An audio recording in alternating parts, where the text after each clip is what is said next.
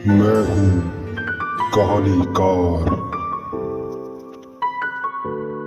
आइए एक अच्छी सी कहानी सुनकर मनोरंजन करें। वीडियो पूरा देखना, स्किप मत करना। कहानी का नाम है मजदूर के जूते। एक बार की बात है, एक शिक्षक अपने शिष्य के साथ कहीं टहलने निकले।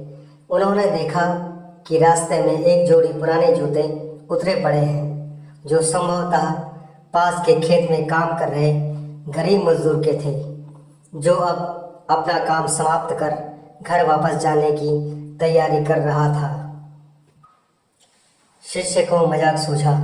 उसने शिक्षक से कहा, गुरुजी, क्यों न हम ये जूते कहीं छिपाकर झाड़ियों के पीछे छिप जाए। जब वो मजदूर इन्हें यहाँ नहीं पाकर घबराएगा तो बड़ा मजा आएगा। शिक्षक गंभीरता से बोले, किसी गरीब के साथ इस तरह का भद्दा मजाक करना ठीक नहीं है।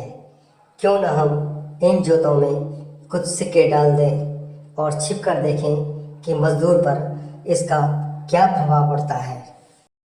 शिष्य ने ठीक वैसा ही किया और अपने गुरुजी के कहने के अनुसार मजदूर के जूतों के भीतर कुछ सिक्के रख दिए और फिर गुरु शिष्य थोड़ी दूर की झाड़ी में जाकर छुप गए, जहां से वे मजदूर को देख सकें।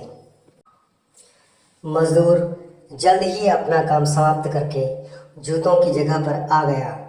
उसने जैसे ही एक पैर जूते में डाले, उसे किसी कठोर चीज का आभास हुआ। उसने जल्दी से जूते हाथ में लिए और देखा कि अंदर कुछ सिक्के पड़े थे। उसे यह देखकर बड़ा आश्चर्य हुआ और फिर वो सिक्के हाथ में लेकर बड़े गौर से उन्हें पलट पलट कर देखने लगा।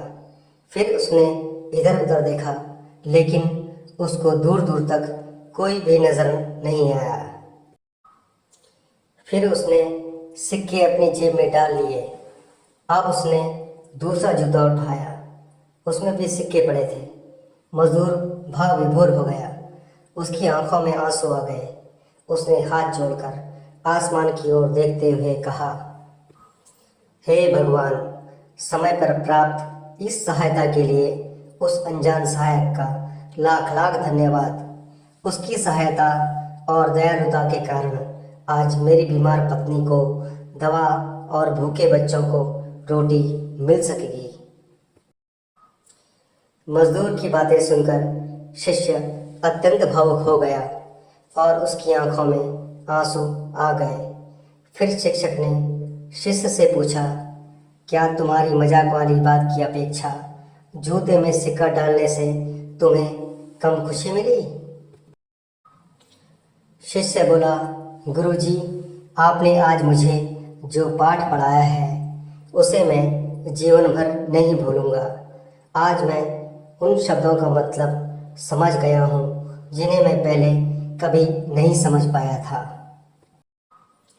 आज मैं समझ गया हूँ कि लेने की अपेक्षा देना कहीं अधिक आनंददायी है।